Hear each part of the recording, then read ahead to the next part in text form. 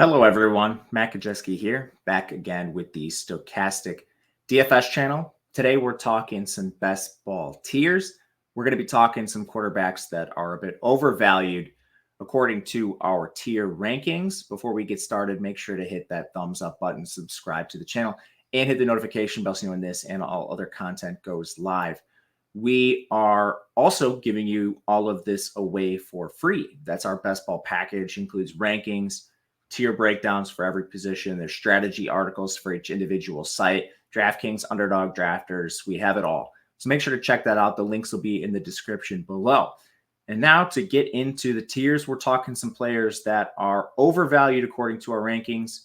And all of the ADPs we will be using are Underdog specific. You can find the DraftKings and Drafters ADPs on our site.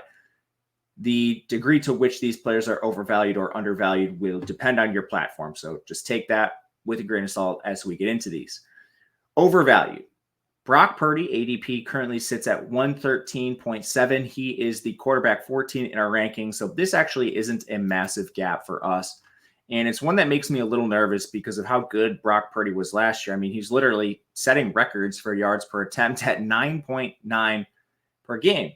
And I mean, you could make the case that San Francisco improved their weapons with the addition of Ricky Pearsall in the first round. They also were, Brock Purdy himself was 8th in fantasy points per game.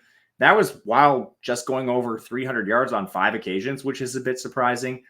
Really good players around him, especially the skill position players. The offensive line is a slight concern. They have Trent Williams, but then PFF ranked them 24th with players like John Feliciano, Jake Brendo, Aaron Banks, and Colton McKivitz rounding out the unit. All these guys were on the team last year, so, Purdy putting up his crazy season in a run-first offense, maybe it's not as bad as places like PFF rank. But the real issue I have here is you just have players that possess more upside in this range. And I think players on teams that just aren't going to be quite as run-heavy. For example, right behind him, you have Tua Tagovailoa in the ranks. We have Trevor Lawrence right ahead of him, who was on a crazy pass-first offense. And that's without even considering players like Kirk Cousins who enter new situations. Atlanta hires Zach Robinson as offensive coordinator. They're going to pass the ball incessantly. So it's not even so much about Purdy. It's around the players around him. And the last thing I'll say on this, Brock Purdy, he's very easy to stack with the pass catchers on his team. You run into a very familiar build if you stack Purdy, which you should be considering if you're playing best ball. Look up our stacking articles. We'll have them below.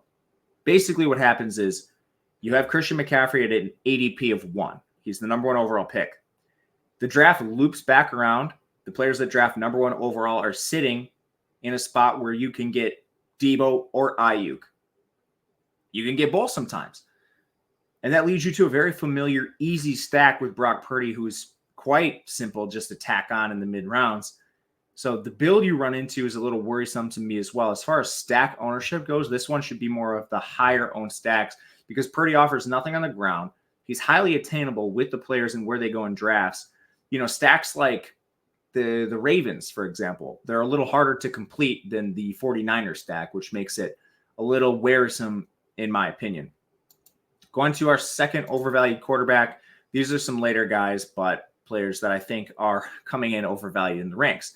Jared Goff, ADP of 127.5. He's QB 20 in our ranks. We have him behind a slew of players that we just named. Now, he's being drafted in a range where he's at his absolute ceiling. Detroit has been able to coax out some awesome play for him.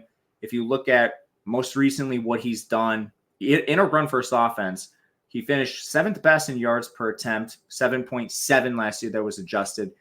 But the problem is he still was only 15th in fantasy points per game. He had 5 games with 300 yards or more. The receiving unit is worse. They lost Josh Reynolds. In his place, they're going to rely on Jamison Williams as the wide receiver too. A lot of people are holding a candle for Jamison Williams this season, but he's been absolutely downright horrific in his first 2 seasons, despite being a first-round pick. There are some excuses people will make. He's had suspension for gambling, and he came off an ACL in his rookie season. I'm not sure if he's good. All I know is the Detroit Lions are making an enormous bet on their former first-round pick alongside Amon-Ra St. Brown and Sam Laporta, and they have absolutely nothing behind him. This team also vastly exceeded expectations, going 12-5 last year. Their win total this year's 10.5. They made a ton of improvements on the defense. They ended up being sort of a shootout team at the end of last year because they couldn't defend anybody, coaxing Goff into a little bit more of a pass from the offense than what Detroit typically wants to play under Dan Campbell. All this to say, there's a lot of paths. The offense, his inability to run, a historic, I guess, level of play that's not on tier with players like Stafford, Kirk Cousins, Justin Herbert, Tua Tagovailoa in the same range. A lot of downside for a player before you even consider the 10.5 win total. They have just as good of a chance of finishing below that as they do above. A lot of people may argue they were 12-5 last year. What's stopping them this year? An accurate win total of 10.5, where they're just as likely to go under, is the most likely to trip him up.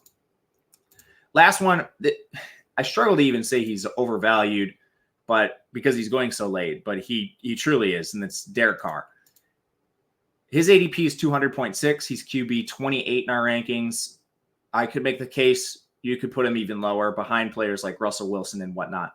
But Derek Carr, he has a long, long history of being a below average quarterback. They did make some changes to the offense, hired Clint Kubiak as offensive coordinator to try and fix Derek Carr. But his most recent coaching experiences with the 49ers, I wouldn't expect this to be a revolutionary offense in terms of the amount they throw. Carr was 14th in adjusted yards per game, but he was 29th in fantasy points per game. And that's the real problem with Derek Carr. Job security is pretty good, likely to play a ton of games, but you have absolutely no upside. How many usable weeks does he actually give you? And if he's giving you usable weeks, that likely means you had an injury to your QB1, which is not something that's going to win you best ball. So to me, also, they added nothing around him. Chris Olave, A.T. Perry, and Rashid Shaheed, that's who they charted out last year. That's who they'll chart out again. And I didn't even bring up Taysom Hill, who's also going to victimize Derek Carr perpetually around the end zone, where he comes in and takes all of the rushing production that Carr maybe would have with quarterback sneaks. This team is projected to be below average at 7.5 wins. Again, just as likely to finish below that as they are above. This is a disastrous situation for Derek Carr with almost no upside whatsoever. I would rather spend a flyer on just about any quarterback in this range. Russell Wilson's better if he plays 16 games. Bryce Young, second-year player with some upside. Drake May, Bo Nix, J.J. McCarthy might not start the whole year, but when they do, they give you more upside just because they're unknown over Derek Carr. And even players like Will Levis, second-year players, I'm willing to bet on them over a player like Derek Carr, who's never shown upside in his career. That'll do it for us on the quarterback tiers, the overvalued version. If you would like to check these out, they're available for free. They update every Thursday along with our rankings. All that is free this year. So check them out. We'll have content on all the positions, running back, receiver, tight end. And let us know what you want in the comment section. If there's something you want to see, I'll do my best to get it out there. Until next time, good luck, everybody. We'll see you guys later.